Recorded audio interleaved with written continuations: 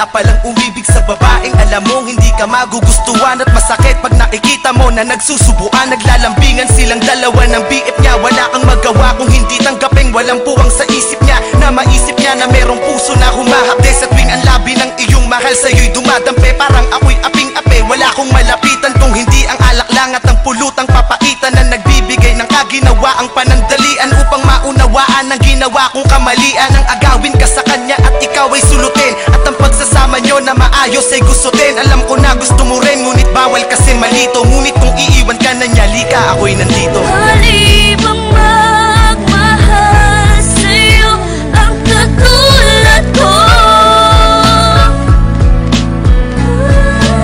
Kahit pa na alam ko may nagmamay-ari sa'yo.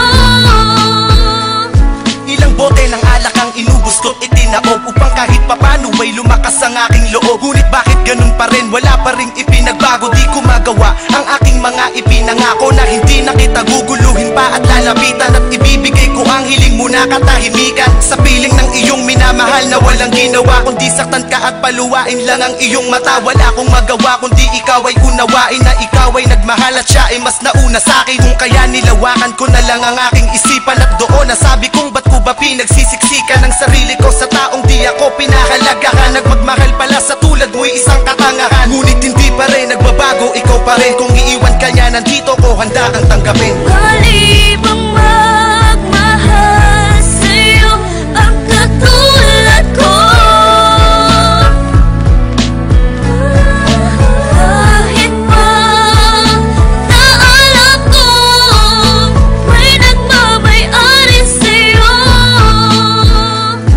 Mabigat man ang problema na sa'kin ay dumaan. Mahirap man kailangan kong bitawan upang gumaan. Yan ang aral na natutunan ko buhat ng matauhan. Dahil pala sa'kin kayong dalawa'y nagkatampuan. Kung kaya iiwas na ako, yun na ang aking pasya. Wala nang magsasabi sa iyo nang iwan mo na siya. Wala nang mag-detect sa'yo gabi-gabi bago matulog. Di na magsasabi ng banging ka ba kasi nahulog na ako sa'yo. Wala na sa iyo nga aligay. Pag pagmumura ka, wala nang tatapik sa iyong bibig. Sa tuwing magkikita tayo, di na ako sa'yo lalapit. Pag sa text hindi na tayo magtatawagan ng pangit. Kahit parang dinudurog sa sakit, nilalabanan dahil sa aking kamalian, eto ko ginagabaan. Sana'y